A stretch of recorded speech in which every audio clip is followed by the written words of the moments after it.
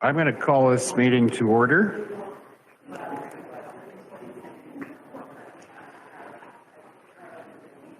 Some vacant chairs, but no one excused from the meeting.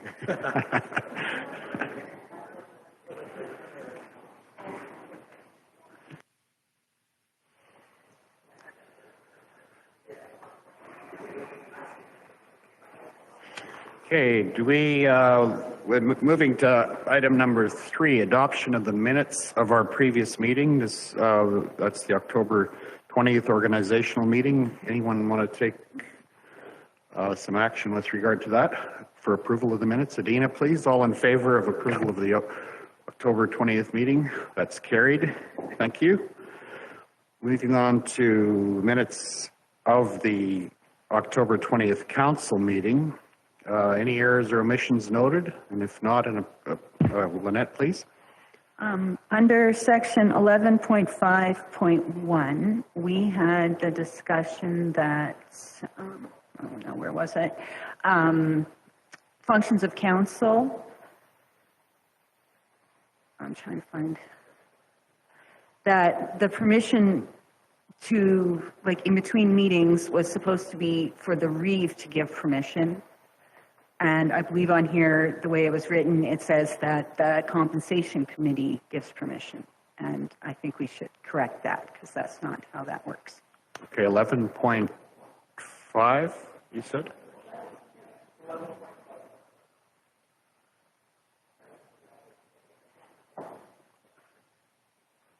Okay, that correction has been made. Any other errors or omissions noted? Not, does someone have a motion to approve the minutes as corrected? Amanda, all in favor of approval? That's carried. Thank you. Are there any post-agenda items that need to be added to our agenda for today? And if not, a motion to approve the agenda as presented. Ellen, please, all in favor of approving the agenda? That is carried. Thank you. Question period or notices of motion. Are there any? Are you aware of any, Todd? No, sir. We have 11 people viewing, but nobody has asked a question. Thank you. If not, we'll move. I'm going to suggest that we, with regard to the agenda, we have a number of delegations this morning. The first one at 11:30. With FCSS. I also noticed that Sharon is here from the village of Rosemary, and we do have under administrative business a funding request from the Rosemary Ag Society. So I'm going to suggest that we deal with that right now in consideration of Sharon's time. Matt, can you take us through number 10.1, please? Yeah, you bet. Thanks. And thanks to Sharon for being here today. So we have received a request from the Rosemary Community Ag Society for funding. In the request for decision, which has been presented to council, you can see a history of the allocations which have been made previously through the Rosemary Area Recreation Board to the Ag Society. We changed our process in 2021. And the county has funded the Ag Society directly. The Ag Society is looking for $37,400. Administration is recommending $26,928. In the information received from the Ag Society, they provided usage statistics, where their users are coming from. The initial estimate, excluding the city of Brooks, was County of Newell residents around 85% and Rosemary at 15%. Follow-up request for information has the county user 3-year average around 59%.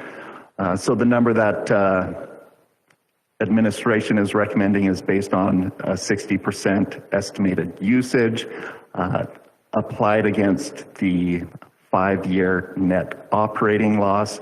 That number is the basis for the 2021 allocation we had made. So, you know, it's supportable. We've been through those numbers.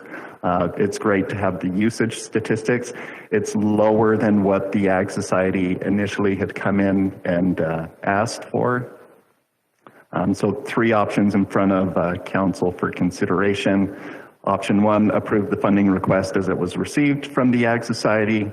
Approve a payment of $26,928 on the basis outlined in the RFD, or, you know, you can get creative and approve an alternative amount as you see fit. So the preferred strategy is option 2, approving the payment of $26,928 to the Ag Society for 2022. They do a lot of good work up in Div 7 for us.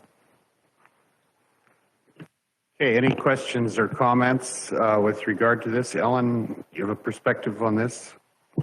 Yeah, I think that just to base upon usage, which is supposedly 60%, I find it a little short-sighted. I think there is a lot more things at play here. The village does have not a very large base, a tax base. So it will be very difficult for them to generate extra revenue. And also, all the fundraising is being done. We help out the Ag Society in Pollockville, for example, this year with the Bronc Rodeo. We match up with Bassano. We help out their Ag Society with similar adventures. When we fundraise, we like to put it towards the more capital projects, i.e. the Zamboni. We're talking about the ice plant, which is always a considerable amount of money to consider. And in order for the Rosemary Ag Society to put money away towards capital projects, it is very difficult because we have to deal with operating. So I don't think, if I look at the allocations to other hamlets, for example, and I realize we're not a hamlet, but for example, that is very comparative, is GEM get, for example, over 43,000.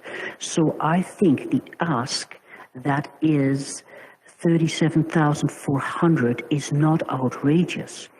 This gives the Ag Society the ability to put some savings away for capital projects.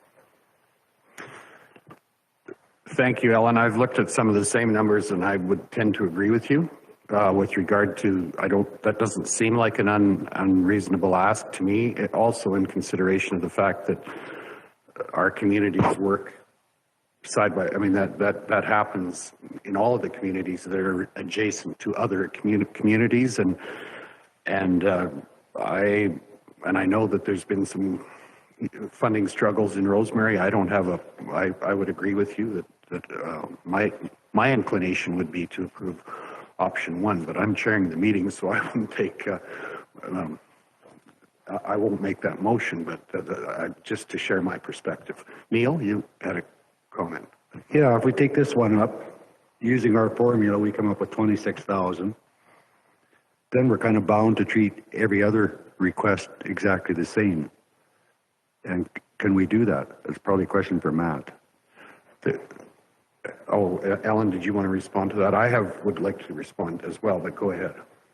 I do have a meaning on that, an opinion on that, but we're not quite all the same. I know we want to keep the agreements the same. However, ours is not quite the same with Brooks either.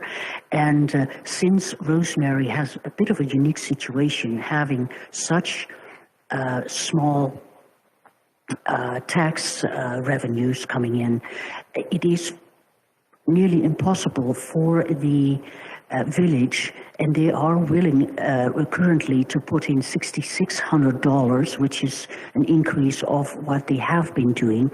And for them, it may not seem like a lot of money, but for a village like Rosemary, it is a significant amount of money. So they're willing to put in their share. And again, It's not like our volunteers are being lazy. They really step up to the plate. We always, of course, do the casinos as well. And this way, it just gives us the possibility to put more towards capital projects. And again, we're going to have an auction again, plus dinner, if COVID will let us. So I do think this is a little bit different. I don't know if we can just make them all exactly the same, because there is very different things at play as well. Bazzano, for example, I believe owns all the buildings. Duchess has different arrangements yet again. And so I don't think the logistics are all exactly the same.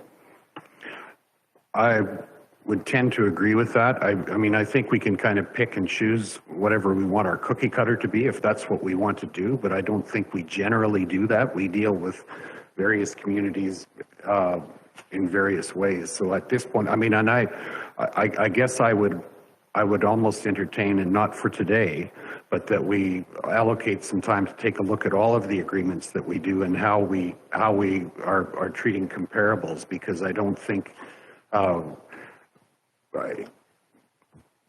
I don't see that we're standardizing how we deal with these. Each community has some uniqueness because of population and funding sources. So I would tend to agree with Ellen's consideration that there's some uniqueness to this. Kelly, please, and then Sharon, do you want to come up to the mic? So I just wanted to talk about, I mean, that's on the expense side. Let's talk about the income side. Our communities are all in basic competition with each other. So are they charging the same rate for the same facility? That's happening? It is. I did not know that. Since when? Can you help me with that, Sharon? You bet. All the organizations that operate the facilities, so in Dutchess, it's the Dutchess Ag Society, and in Bazzano, it would be the town of Bazzano, City of Brooks, and in Rosemary, it'll be the Rosemary Ag Society. They all talk to each other about what the rates that they're charging for, you know, whether it's minor hockey or youth activities or adult activities. But yes, the rates are all within a few dollars of each other. So ice rental is the same in Rosemary as it is in Dutchess and Bazzano? Just for clarity, I'm asking. At this right moment, I can't say for sure that they're exactly the same, but they'll be within a few dollars of each other. Yeah, that is something that they do communicate with each other. Yeah. Thank you. Yeah. Other Dan, please, and then. I'd like to add to that being on the Ag Society in Rolling Hills, we have had that discussion, and there is communication between different Ag Societies and what they charge for ice rentals, but to say that they're within a few dollars is not accurate. We were the lowest at Rolling Hills, and we bumped ourselves up to be closer. So, I mean, I guess it is within $20 or whatever an hour of ice time. They are very similar, but not to say that they're same across all the Ag Societies. Okay, I would suggest that if that is our concern, that we divert that, like some of that determination to another meeting where we actually get some informed, you know, thoroughly informed comparisons across the region, if that's what we want to deal with. Holly, please. Yeah, just two things. First, for the Dans, because I rented ice in all the places and I was organizing hockey, you guys were certainly similar, but there was a difference, I'm told, for people who live in communities in Rosemary to get a skating pass. It's, they said for regular skaters from Rosemary, it was exceptionally cheap. I do remember they talked about how cheap the ice was, but that's kind of neither here nor there. But I want to, on your point, Arno, I've asked before, because the Rosemary Agreement is more than 20 years old. So I do find it really hard to compare the agreements. We're looking at ones that are done a long time ago. I think it's really critical that we do have an updated agreement, because sitting here, I mean, you know, Rosemary, like, and I guess the other thing is this money coming out of then our regular rec fund, which means unless goes into our balloon fund recalled? That's what this means? Okay. Matt, please. Yeah. Yeah, so we allocate a $0.5 to recreation. What that raises, we subtract the operating, and the difference goes to, it's socked away for future facility replacement and enhancement, the capital moving forward. So this would eat up a little bit of that that's getting socked away. Okay, thanks, Matt. Lynette? Could we just clarify, like we just gave Rosemary money for a pickleball court. Where did that money go to? The rec or the Ag Society? And where did that money come from? And how is this different? Okay. Matt, please. Thanks. Sure. Yeah, good question. So the pickleball was funded from the Recreation Facility Fund, so capital, separate from operating. The operating, and one of the unique things about Rosemary is the village proper doesn't provide the recreation service, it's the Ag Society. So there might be some value in actually having agreements with the Ag Societies for stable, predictable funding. You know, recreation has been one of the most interesting service areas across the county to try and get equitable, right? Because, well, what is the funding per capita? Well, you could look at it that way, but people in GEM don't have the same access as folks at Lake Newell Resort to recreation services.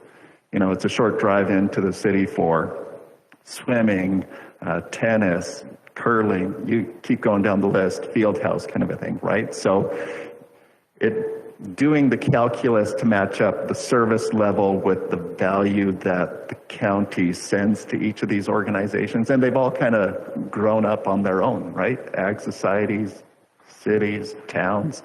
So it is a challenge, and I think, you know, the recreation agreements that we have entered into, the philosophy has been largely charged with, if we can get to a base of we understand how much our county residents are using the service, that's a pretty good basis for providing funding. You know, we look at some of the increases that come here. I mean, it wasn't too long ago, the total that we sent to this area was like $3,000. So you can see the trend for the county and what we transfer to organizations over time. That's one of your biggest growth areas, is what you fund to other organizations. There's probably work when we update these rec agreements, trying to get a little bit tighter, a little more equitable. Yeah, there's no perfect cookie cutter, as has been mentioned. No, thanks, Matt. And I think determination on exactly how we measure equitable as well, because we don't have economies of scale. I think our purpose here is to try to bring stability to the region and services to people. So I think anything we can do to address that in a reasonable way. I would certainly invite us to allocate some time at another meeting to review all of that in the context of what our purpose and what our goals are as well. So just that in context. Ellen, and then I'll ask Sharon. Okay. Yeah, and just further to Lynette's point, and the Ag Society and the village, they did come up with 50% of the monies for the sport court, and which usually is the case. You come up with 50%, and then the county comes up with 50% out of the capital fund. I just wanted to add this in terms of user fees. There aren't any out in GEM, and I think it's the only place you can skate on an outdoor rink that's serviced by a Zamboni. So might be where you want to come. Anyway, Sharon, go ahead, please.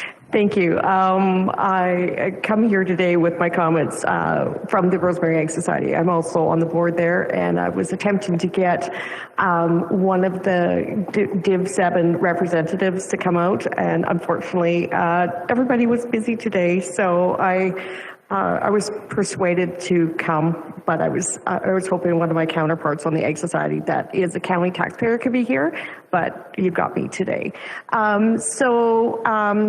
In reviewing the RFD and just a recommendation from council, what the Ag Society would like to I guess, challenge if the council is looking at option 2 is how to fund the users, because you were recommending, Matt, here based on a percentage that come out of the special areas.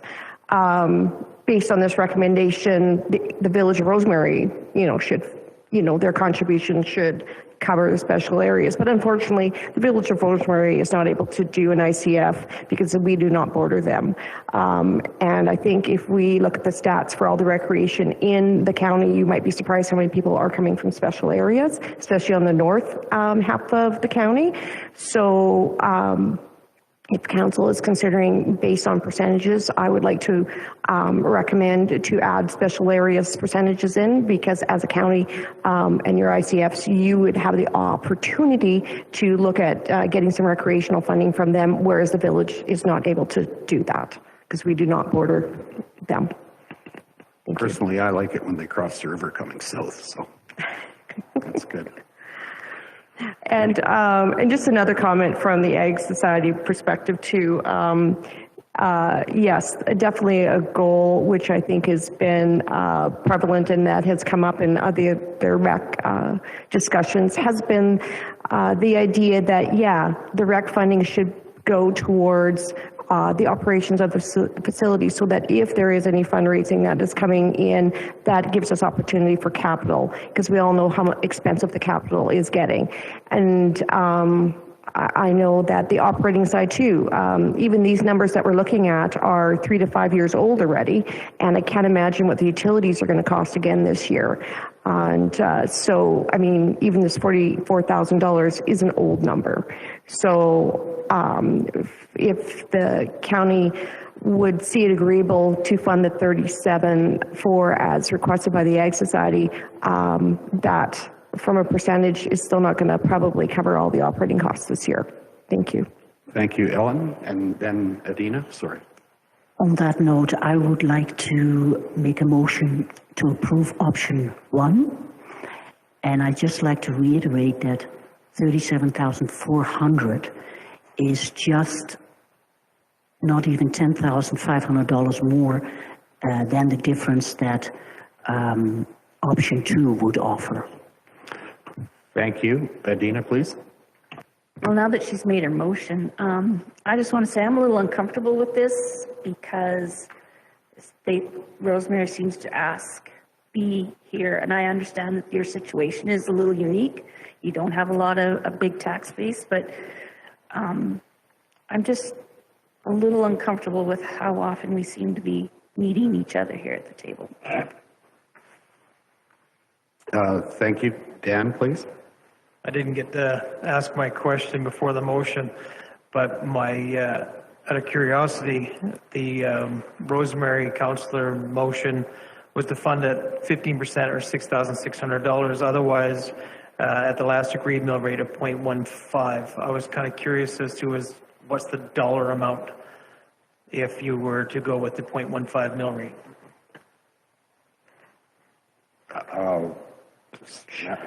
Have you answered? Thank you. I'll answer that. It's the same amount as last year, which directly to the Ag Society would be the $1,578 plus the $2,500 that already went to the rec board contribution. That was 2 months ago. And because the reason being is that was our last agreed amount, which is the 0.15, which was from 2013, was the agreed amount between the county and the village. And that's where that number comes from. And that's a mill rate. Thanks, Sharon. Just so that my math is right on that, the 6,600 is a bump up for Rosemary, is it not? Yes, it is. It's it's over 200% increase, yes. And the ask here on the county is significantly less percentage-wise. It's more like not even 100% increase. Okay, thank you. We have a motion on the table. Kelly, please. I want to speak in favor of the motion. This is going directly to the volunteers on the Ag Society. They're doing great work for our community. Do we want them to continue to fundraise? Absolutely.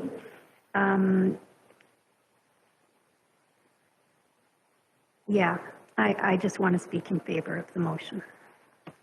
Okay, thank you. I would also speak in favor of the motion, but also suggest that we book some time, Matt, to discuss the broader issues around funding for all of our ag societies and communities and the comparisons of the various divisions of how we divide funding towards various community groups, whether it's a rec board or an ag society, and the variances that happen between our hamlets and our villages, and that we try to deal with that. I don't know what, at a committee of the whole or at some other specific meeting to discuss some of this, because I sense that we have some uncertainty around the way we're doing this, and I think we need to talk about this in a larger context.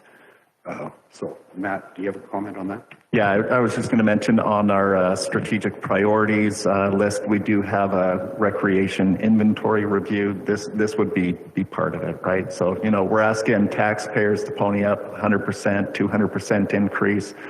You know, we could have a conversation about where did user fees go? You know, the people who come through the door, are they paying any more, or is it always just the ask to shift to taxpayers? So we'll definitely roll that into the conversation. Thanks. Greg, please. Just a question for you. I noticed that, you know, the special areas does frequent the facilities in Rosemary about 17%. The City of Brooks, I noticed 14%. Are you able to pull any money from the City of Brooks in regards to their recreation? We have, the Ag Society has not reached out to them in the past. Is that something they could possibly look at? I think so. I'm not sure how that rec board is arranged, or if that's part of the, I don't think it's, is it independent of the Div 10 and 4? I don't have the divisions right. The divisions around Brooks, or is that the Brooks Ag Society? Or sorry, Brooks Rec Board. I'm not sure. I don't have an answer to that. Do you not? Yeah, if you're looking where the users are and for the taxpayers to pay, I mean, you'd be going straight to the City of Brooks as the organization to say, hey, we're providing good value to your men's league or whoever's renting the ice, kind of a thing, right? The Ag Society could potentially go to special areas on their own initiative as well. Okay, thank you. Are we ready for the question? Neil, you had, and Hall. I'm not really against it, but I'm going to vote against it because I would rather have the conversation you were just talking about before we go ahead with this one and raise this one. Okay, gotcha. But I mean, it's a good request, but I'd rather stay with the 26. And then if we increase all the rest, we go up with this one. Okay, good thought. On a similar vein, I would, if we approve this, I would like to see something, a condition perhaps that the funding, there's no more funding until we have an agreement in place that specifies this. We don't keep coming to, we'll review this, but we actually get something set. It doesn't get put off that way. Because this is not the first time we've talked about our rec agreements. You're talking to us, though, not anybody else. No, You're but I'm talking to asking us. that we make a condition in the motion that this is a one-time thing until the agreement is done. So it's a motion. Can we put that into the motion? Is that not necessary? We're not talking about a use agreement or anything like that. We're talking about funding request. But is this a one-time funding request? Is it to go forward? Like I know it says 22. Is it just go forward every year? No, this is one time. Yeah, and it's in that I think the council needs to have a discussion on how on our longer term plan for these, in my opinion. Kelly? And just for clarity, our agreement is with the village, not with the Ag Societies. I mean, going forward, possibly. So this is, let's just focus on this one for now and keep the volunteers, like the volunteers are who I'm supporting here. They've provided excellent information, stats, they are providing the only recreational service, other than the pickleball court now, right? Pardon? I said soon, we have to wait till the snow to go away now. Okay, yeah. But, you know, excellent service in the village, and let's keep that organization going. Okay, thank you. I'm going to call a question. All in favor of the motion, please indicate. Opposed? That's carried. Thank you. Thanks for coming in, Sharon. Thank you very much.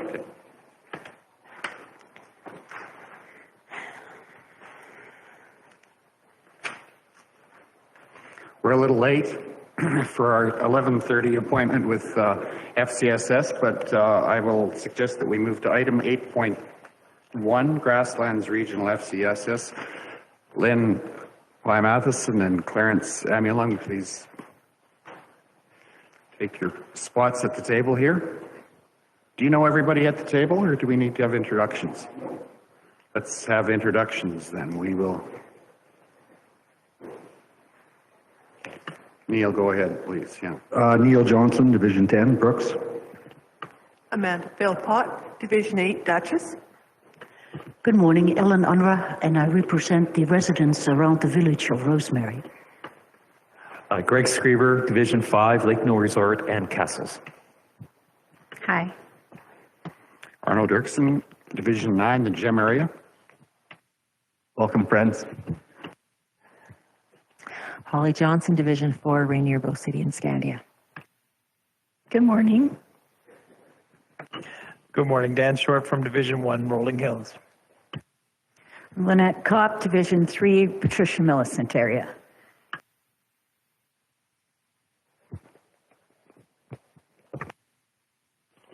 Well, first of all, it's Clarence Amulung. Your discussion this morning brought back many, many memories.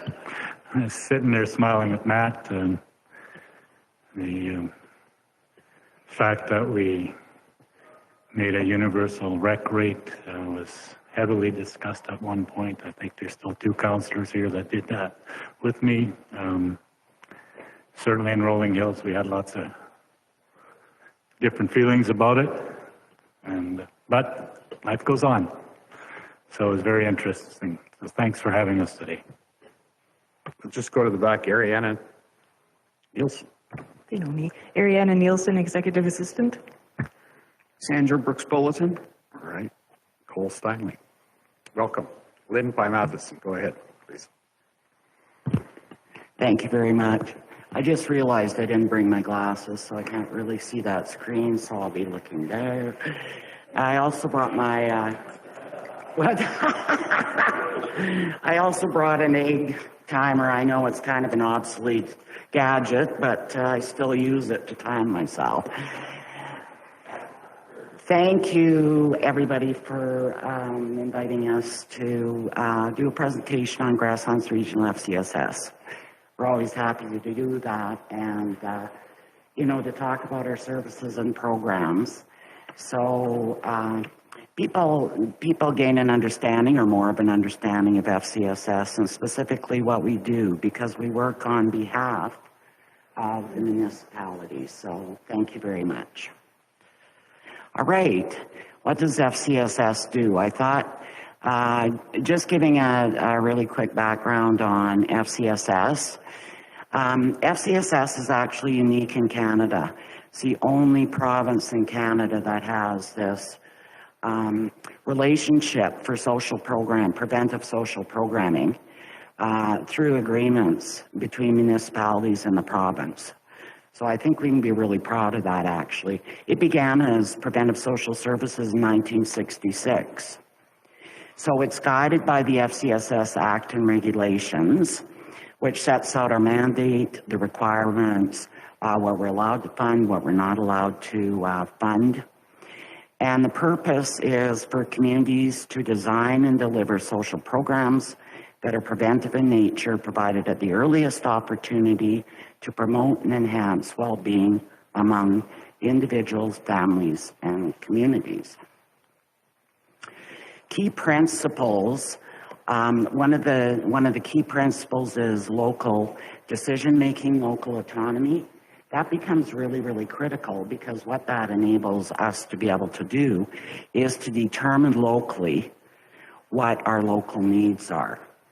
And that is sort of a cornerstone that I personally or professionally consider very, very sacred in a way, and really important to hang on to that.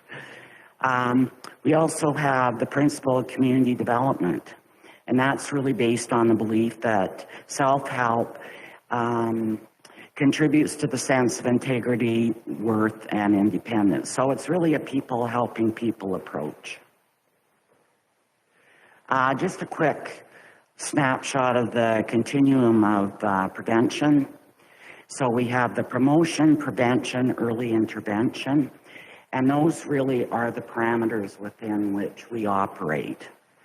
When we get into more of an intervention, that really is outside the parameters of what we're allowed to fund, do, and work in. Not that we don't work with organizations that provide those services, because we certainly do. Just a little snapshot.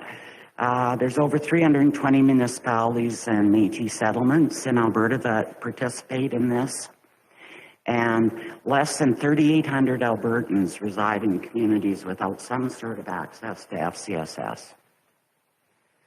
Our program funding is based on provincial municipal agreement, roughly based on an 80-20 funding formula.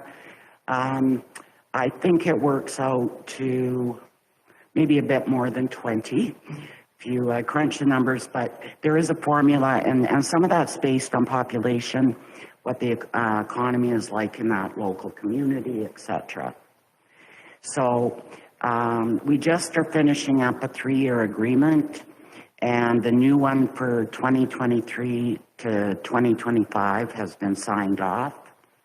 And that has been signed off by Ellen Martins, the City of Brooks, who, when we started the Grasslands Regional FCSS, was appointed as a unit authority. Levels of strategic direction, government, then the Ministry of Seniors, Community and Social Services. That ministry was just expanded to include seniors. Prior to that, it was Community and Social Services. Our newly appointed minister is Honorable Jeremy Nixon. Then we have the FCSS provincial program, local municipalities, and then Grasslands Regional FCSS. So that really drives all the work that we do, and those are the levels of accountability that we have when we're doing our work. So the ministry includes, it's always interesting to look at what all it includes, because it includes a lot of different areas. So I highlighted us, but as you can see, there's a lot of different programs within that ministry. And recently added was seniors. So we have the seniors financial assistance programs as well as everything else. But you can see it includes a lot. And once again, we do tend to end up working with other programs. Eligible, non-eligible services, things that we can work, our parameters for work, are assisting communities to identify their social needs, develop responses to meet those needs. So we do research. I'll talk a little bit more about that. Leading into action. So, you know, a lot of the work that we do, we support volunteer work, informing public of available services. We have our Live Brooks Newell website, which is a regional cross-sector community programs and services website. Enrich and strengthen family life by developing skills. A lot of that is done through the work that our funded partners do. enhance the quality of the life of the retired and semi-retired. We have Meals on Wheels, home cleaning that we provide subsidies for, and also provide admin funds for seniors outreach to administer that. We work with the Newell Housing Foundation on that as well. And we also do a little bit of direct enhancing the quality of life, we hope, and that is for the past couple of years at various points and coming up at Christmas, we've worked with all the municipalities to deliver about 500 I guess you'd call them seniors activity and Christmas packages. So that really, feedback for that has been really, really positive. We cannot provide for recreation needs or leisure time. We cannot offer direct assistance. We can't give money. We can't pay for food, clothing, or shelter. And that is really important to remember. It can't be primarily rehabilitative in nature, and we cannot duplicate services that are the responsibility of government or government agencies. In other words, we couldn't do the work of Children's Services or Alberta Supports, etc. We can't buy things.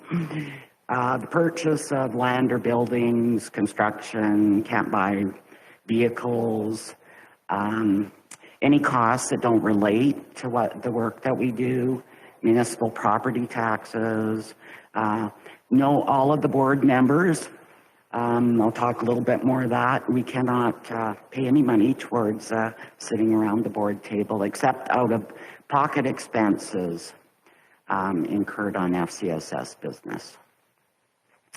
So in terms of, because FCSS has local autonomy, what that means is how different FCSS offices, programs operate varies among the different municipalities, the different FCSS programs throughout the province.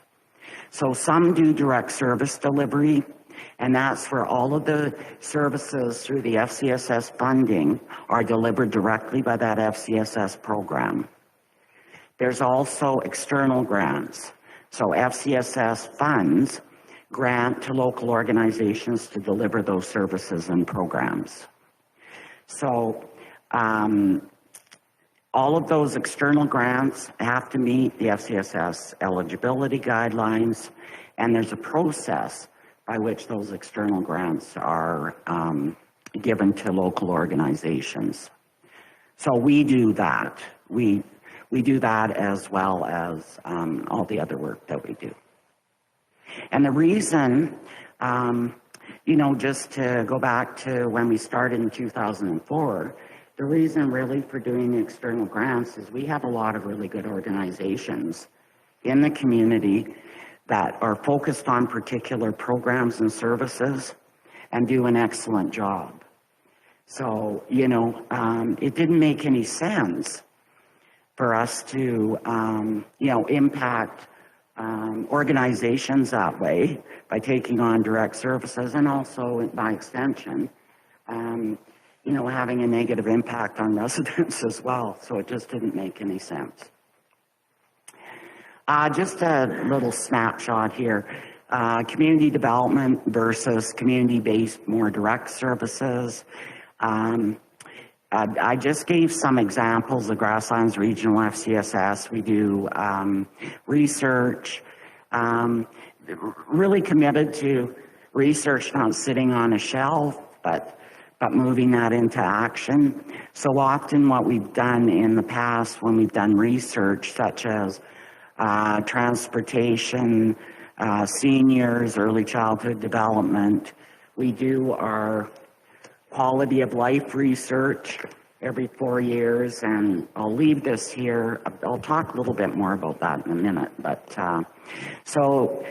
and we really work a lot out in the community.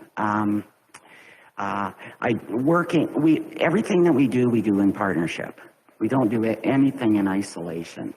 So working out in the community, often, if we do research, needs, are identified, then everybody gets together again and we identify what needs to happen next. So what are programs, what do we need to do to respond to this? We also have the provincial FCSS team, and that is FCSS director, senior manager, and program officer. So in terms of FCSS, our program and the province, that's who we work directly with. We also have an FCSS Association of Alberta, and they really are a very strong advocacy group for us. And most FCSS programs throughout the province belong to that association. And there was just a conference actually in Edmonton, which provides really good opportunity for people to get together. There's a lot of counselors that go to that, and then, committee or board members. So it's a really good opportunity to get together to talk about any issues that are broader even than within the local communities, and then to move forward with resolutions and, an actioning on those as well. So it's a very valuable association. So who are we and what do we do? And as I said before, local autonomy is the cornerstone of what we do. So we have the 4 partners: City of Brooks, Village of Dutchess, County of Newell, and the Village of Rosemary. Just to give you a little bit of a background on Grasslands Regional FCSS, this was started in 2004, and really the purpose in starting the regional FCSS was to pool resources. People were doing this off the corner of their desk. So really to increase capacity by having an organization and a staff dedicated to preventive social programming rather than sort of a piecemeal approach. To avoid duplication of services and programs. There was one body, in other words, Grasslands Regional FCSS, where organizations would come to for funding rather than maybe more than one. And so it just coordinated that and increased accountability that way as well. Because you have dedicated staff, board, you're able to focus on identifying local strengths and assets. You're able to focus on actions to respond to needs and when needed to respond quickly. What we have found, because we operate as a society, we're a step removed in a way, right? Not that we're less accountable at all. But what that enables us to do is when there's issues that are brought forward, we have the ability to respond quickly, to pull community together or be part of pulling community together and able to respond quickly. It's increased that relationship with the service providers and the community on the ground. We have a very close relationship with our funded partners, we call them, and I think I've worked really hard to develop relationships with all within the community, and that's across the sectors, because we don't work only with people that are concerned with social programs. We also work with, the business community, the government. Yes. Thanks, Lynn. Just with regard to that, do you have, who are your funding, the partners, your community partners? Is it I know there's many, but who are the main ones in the community? And I'm just saying that for our imagination, so we connect with, SPEC is one, right? Who are the other, just off the main ones in the community? Good question. I actually have a slide in, I'll give you a full list of the main ones. How's that? Okay, thanks. Okay, so our funding is based on that provincial municipal agreement. I talked about the funding formula. Provincial 2022 was 585,282. Municipal contribution was 146,320.50. Municipal, we call it an over contribution. And really throughout Alberta, there's many municipalities who generously contribute more than they're required to by the provincial municipal agreement. And the intermunicipal agreement was amended to accommodate that over contribution. One of the primary drivers of that really was, okay, how much time do I have? I need to reset. Just jump in here a minute. When Lynn is talking about the over contribution, the first two numbers are the 80-20. And the over contribution is over that 20%. So that is the 43, just so that you get in relation to what we have to do and what is actually happening. Yeah, exactly. Really what it is up to 50% of the municipal contribution per year. I should mention currently we're accessing, I think I figured it out, maybe 29.6% or something like that of that 50%. And the reason that we're not accessing that 50% is because we don't need it. You know, where this over contribution becomes really critical is we cannot fund basic needs.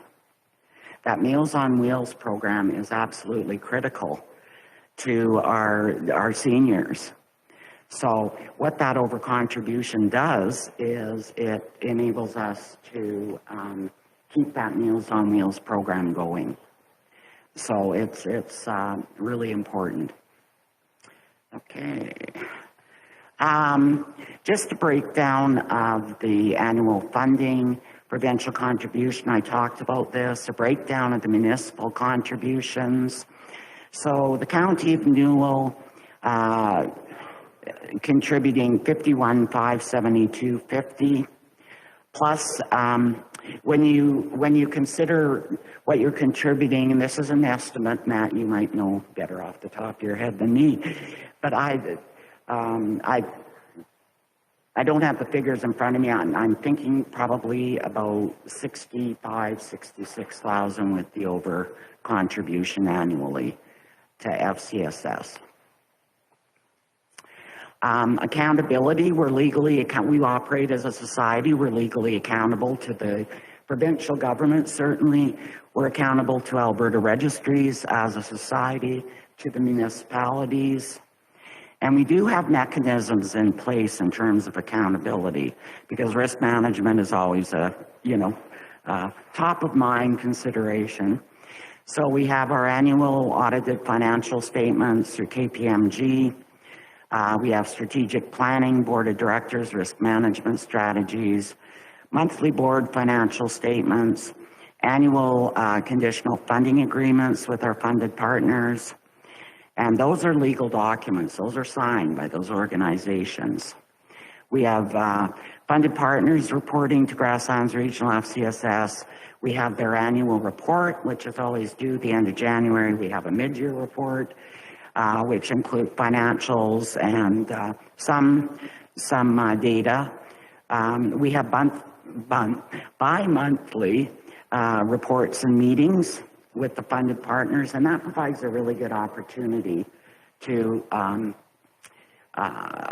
talk about and find out what's going on with their programs, their services, and just to build that relationship. It's important to building that relationship, that trust, and we collect data from that. And then each one submits their AGM minutes and annual financial statements. I'm going to whip through this quickly. So we have a vision and a mission, and this is done through our strategic planning sessions that we have. Our strategic priorities to 2023 will help build capacity, will support strengthen volunteerism, strengthen partnerships, will conduct research, and the board of directors is strategic, effective, and accountable. So we do indirect services. This is a list of the external funded partners. So Brooks and District Seniors Outreach, I also listed the programs specifically that we fund. Social support, so the teas, the bus tours, friendly visiting, information workshop, those teas that Seniors Outreach has. Everybody from all over the region goes to that. There's usually like 140, 150 people at those. So they're pretty fantastic. I talked about the Meals on Wheels, funding for administration and subsidy, as well as home cleaning. They do a home tax program for seniors, a free tax program. Spec Association for Children and Families. We do the community services, information, support, and referral. And that's the one, you know, for people to be able to go to Spec and with any issue really, and then receive the help and support that they need and referrals out and support during those referrals as well. We also support the Brooks Newell Makerspace. And really the Makerspace came about as a result of, I would say, we did a youth out of school activities survey in 2014. So we did surveys and follow-up discussions with 900 junior high students throughout the entire region. So as a result of that, this was one of the primary needs that was identified by those kids. So that led to action, the action that I was talking about, and the creation of the Brooks Newell Makerspace. Life Talk Counseling for short-term counseling, Global Village Center for their intercultural education and training, John Ware Youth Program, and community programming. The Grasslands Public Schools, their prevention and education, the Kids in the Know program. I don't know if people are familiar with that. It's a fantastic program that is offered in every school throughout the entire region. So life skills training, conflict resolution, drugs and alcohol education, cyber safety, and on and on and on it goes. It's a fantastic program. Child development, the toy library, which is one of the few remaining toy libraries in Canada.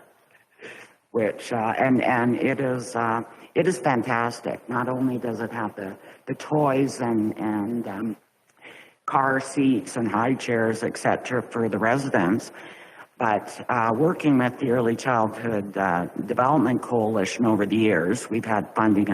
I'm involved in that. We've been able to help them build an extensive library of resources for child care professionals. So all of the schools belong and you know, child cares, etc. Duchess 50 Plus, Rosemary New Horizons program, GEM Home support program, and then, you know, community building events throughout the year. Supporting volunteerism, we have Citizen and Junior Citizen of the Year. In 2023, we'll be doing that in person again, which will be great. We have a summer youth volunteer program, volunteer recognition program, and also on our Live Brooks Newell website, we have a volunteering category so that people can go in and when they need volunteers or when they want to volunteer, as well as we have a lot of resources on there for volunteer programs and police checks and all the forms you need to do it safely. A lot of different community projects, Newell Regional Expo. Some of you have been to the past honoring a community dinner. We've had 12 so far, and probably what will be the, the last one will be held on June 2nd at Castles Hall. So we're gonna celebrate the region Victoria in my office, her dad, who's a farmer in Saskatchewan, lent her his drone. So she went out around the region and has taken hundreds of photos to put together a presentation for this. We also facilitate a Brooks and Newell Mental Health Action Committee, Early Childhood Development. Oops, I put that twice.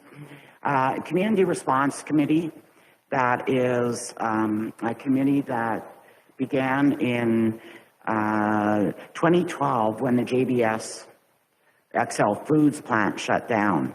The community came together and said, oh my, this is a crisis for our region. And so FCSS ended up coordinating the response to that.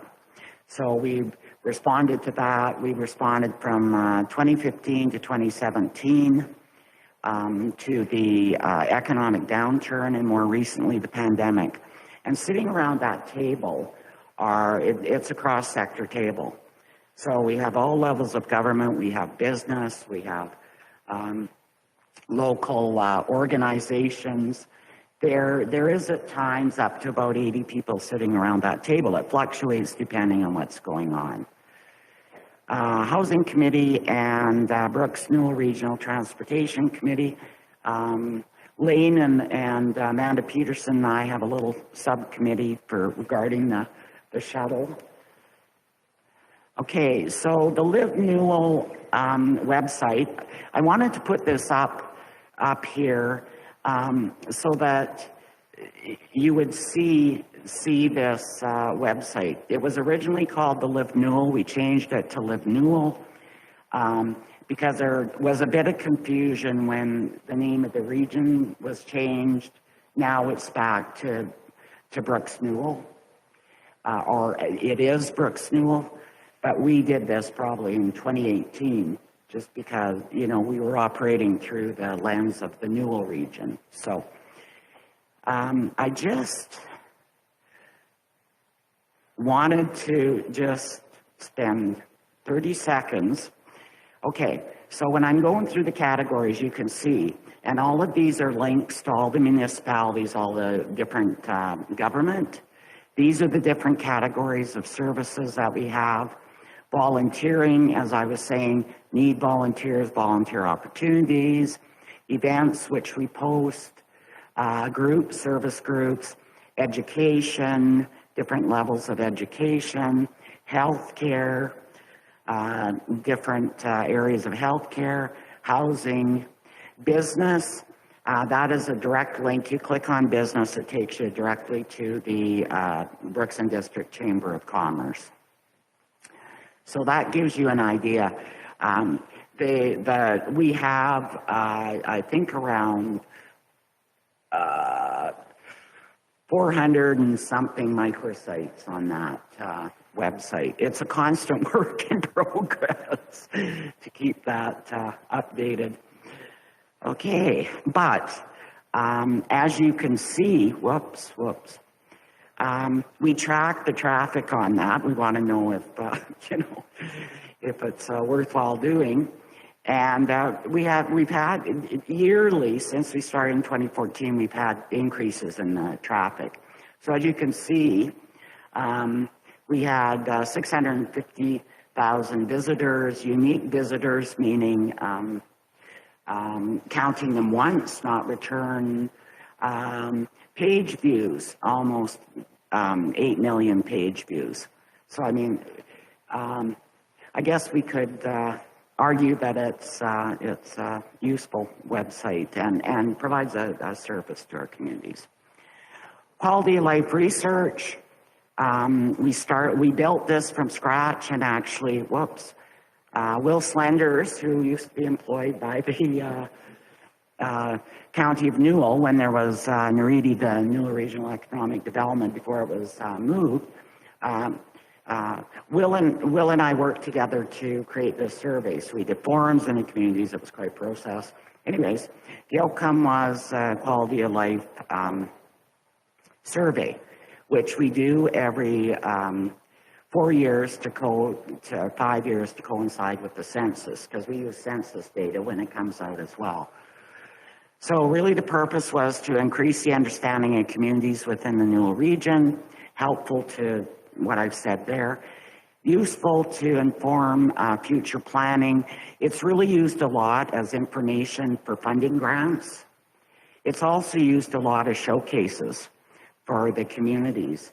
And I did bring copies of the 2018. We're working on number 3 right now.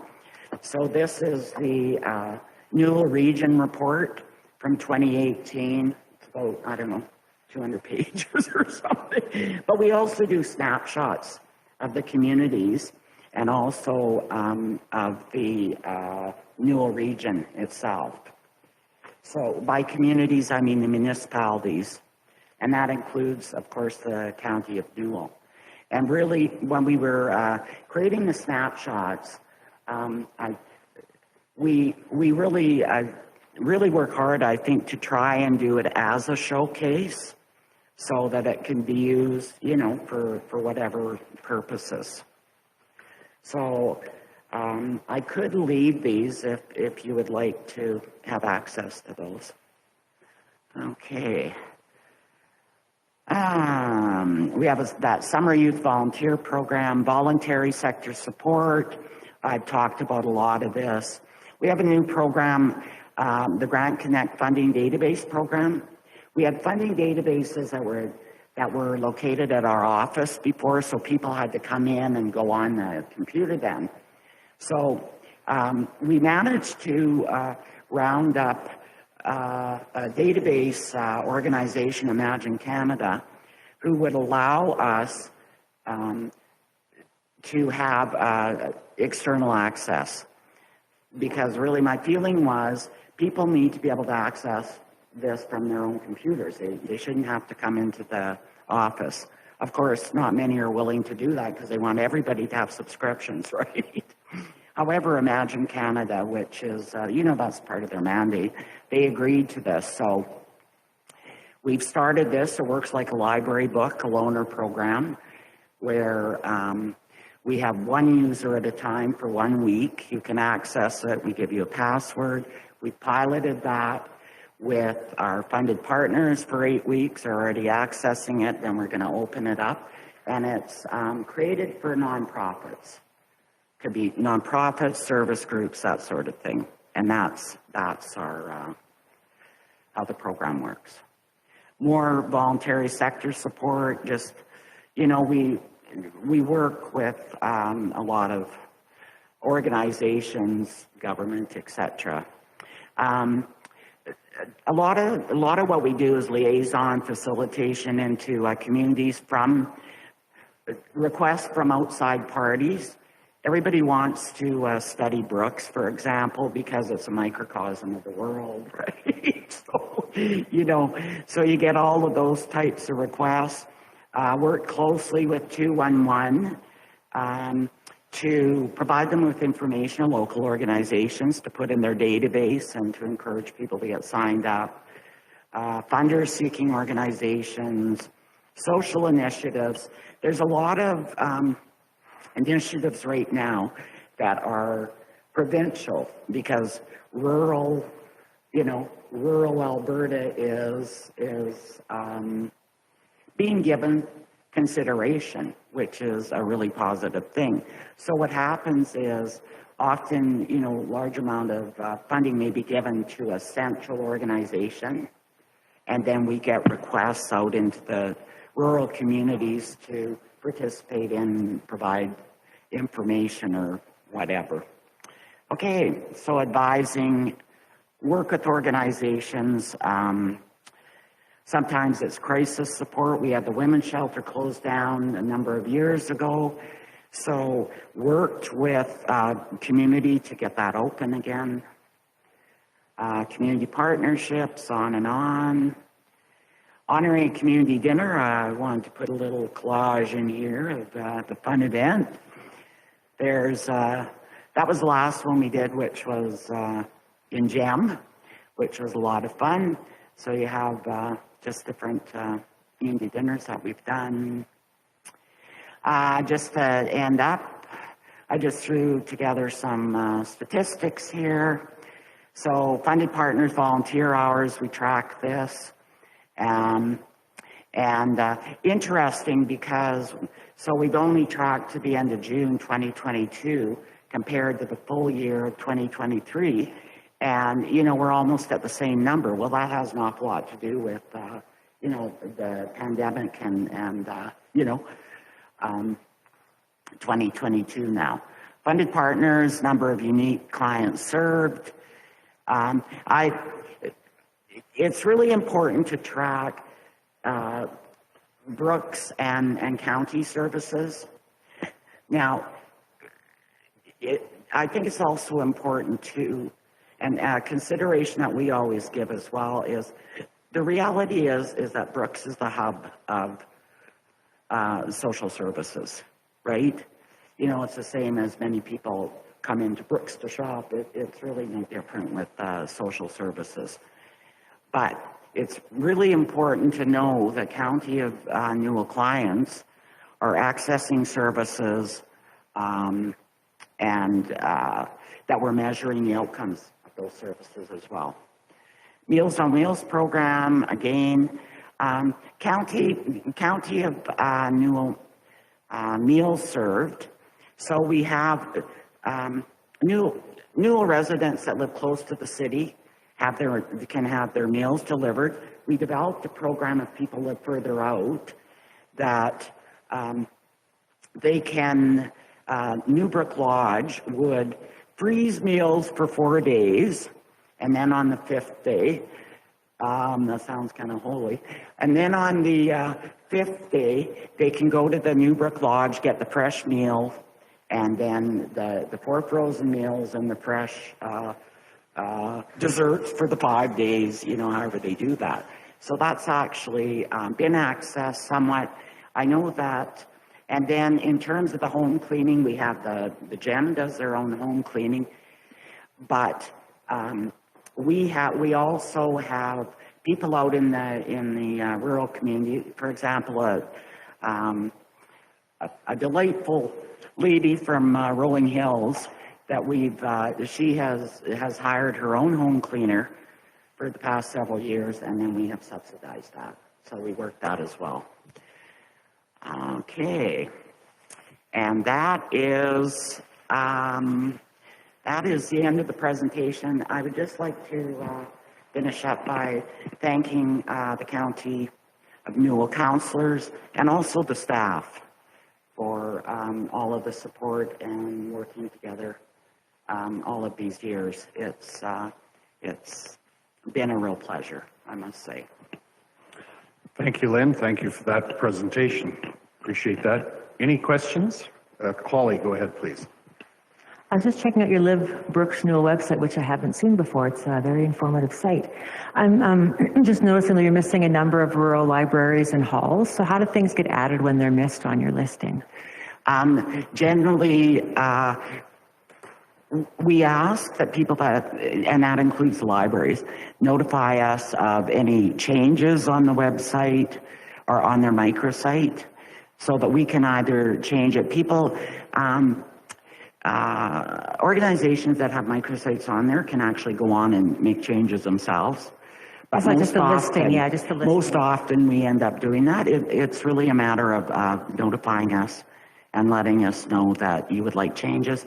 Or sometimes it's notification, we would like to be on the site, and then we'll add a page. Okay. On the site. And secondly, in terms of the ones you give grants to, how do you monitor them? Is it just by visually seeing what's in the community? Do you get financial statements? Like, what's the system that checks back on the people who are getting grants? Yeah.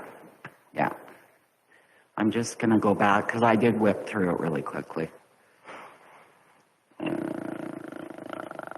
Okay, so what we have annual reports that they submit, which are financial statements, and we also do outcomes. So there's the logic model, the outcomes, and that's all reported on. We have that mid-year report, which is due the end of July, and that is financial and some program reporting. We have those bi-monthly meetings, and there's reports that are submitted there. And then we have the submission of the AGM minutes and financial statements and, the annual. So funding is conditional, and then we're giving all these statements to you. Yes, yes. Yeah, that's a requirement through the conditional funding agreement. Yeah. Okay, thank you. Any other questions? I do have one comment. On Tuesday night of this week, I went to a session in Calgary, presentation by Michael Schellenberger, who is a California-based, ran for governor, an author of a number of books. The evening turned out to be about addictions and homelessness, including on the panel was the Premier's Chief of Staff here in Alberta, Mitchell Smith, I believe. Anyway, the report was clearly complimentary of Alberta's track record with regard to addictions and homelessness outcomes, which is something that we don't think about very often, at least I don't, but basically acknowledged Alberta's leadership position in success in those areas, which is significant, and I think could be attributed partly to the strong funding of FCSS programs across the province. And as you indicated, it's a unique program in Alberta. I just raised that as a kudos to the groups across the province who deal with those issues. And I think FCSS in our community is one that supports those kinds of things, and I appreciate that. So it was educational for me, but I just wanted to raise that here. So. Thank you, Arno. Appreciate that. Yeah. Any other questions? If not, thank you for your presentation this morning and for the good work that you do in our communities. We appreciate that. Yeah. Anything else? If not, I'm going to suggest we break for lunch. So. Sorry. Oh, yeah, no, that's good. We'll maybe take just a minute. Cole, will you come here for a delegation? So why don't you take the table for just a minute, and then or for just a few minutes, and then we'll break for lunch after that. Thank you very much. Thank you. I'm thinking I'm going to have to retire the egg timer. Oh.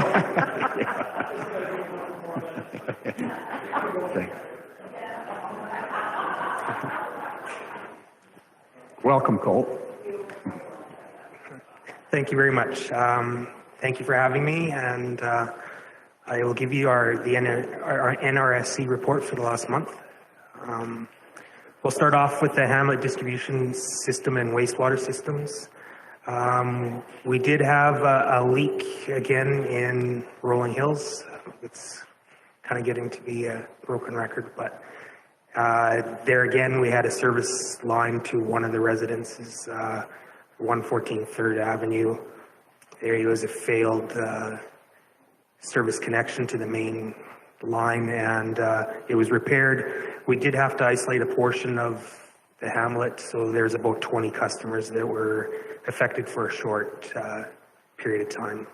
But everything was put back into service as required, and it's all up and going again. So the sewage lagoon for the hamlet of Tilly was the last lagoon that we had to discharge this year. The two that are done, put on agricultural land through pivots, were obviously done throughout the growing season. But Patricia didn't have to be done because it was fairly low and didn't require it to be done. So Tilly was the only other one that we do after the ID shuts down the canal systems. And so we did that, and it's all been completed. We started on October 25th, and we closed the valve on November 2nd. Just a case in point on that one, we did notice some kind of sludge buildup around where the outfall is. So we might have to look at that and cleaning that up so that it works a little bit better in the coming months. So we'll be contacting Lamborn Environmental, is a big company that does basically all the desludging of lagoons throughout the province, because they're the experts in it. So we'll be contacting them, and the county has used them before for other lagoons as well. So that'll be something we'll be looking into in the future. We also are doing some maintenance on 2 lift station pumps, one in Scandia, one in Tilly. Just replacing the impellers on it with the company, pump manufacturer company, Flight out of Calgary. So they took a look at them, and we've got parts orders, so they can get that swapped out. Obviously, everything's redundant in those systems where we have 2 pumps, so we can take one out of commission and still have it operate normally, so there's no worries there.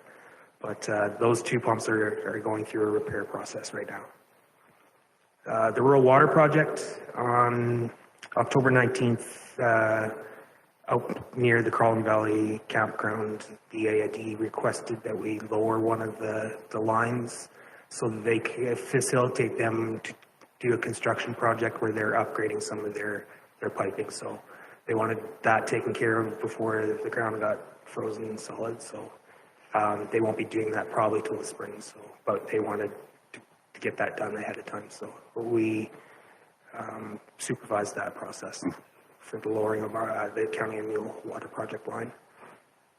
And then just a quick update. I finally have a copy of the site assessment for the Lake Mule Resort lift station, what all deficiencies that they found and what they suggested as far as repairs and everything like that going. So Jeff and his team and a couple people from our team are going to meet on Monday and discuss kind of what that report says, and then I'll be able to give you a more detailed findings after we meet, when both our parties meet. So Thanks, Cole. that's everything. So I'm sorry to keep you. But, No, sorry to keep you waiting. Any questions? Lynette, please. Yeah. Just one question. On the wastewater in Patricia, would that, like the fact that it was still low, would that have to do with the drought, that maybe it's seeping away, or is that all mined? And why would that happen? So the way they're designed, they're either lined with clay. In some instances, it's clay and a plastic or a rubber kind of type liner and stuff like that. So we're not seeing any infiltration into the ground or soil. It's acting like it should. It's just that when in hot summers, especially the one that we've had this past couple summers, this July was really hot and dry, you get a lot of evaporation. And it's big enough where we normally don't see discharge it every single year. It can go a couple of years in between, a few years. And if you have a lot of evaporation, then it helps out and pushes that back sometimes. So this is one of the years that we didn't have to worry about discharging it. Thank you. Any other questions? Seeing none, thanks for coming in, Cole. No problem. My pleasure. Appreciate that. Okay.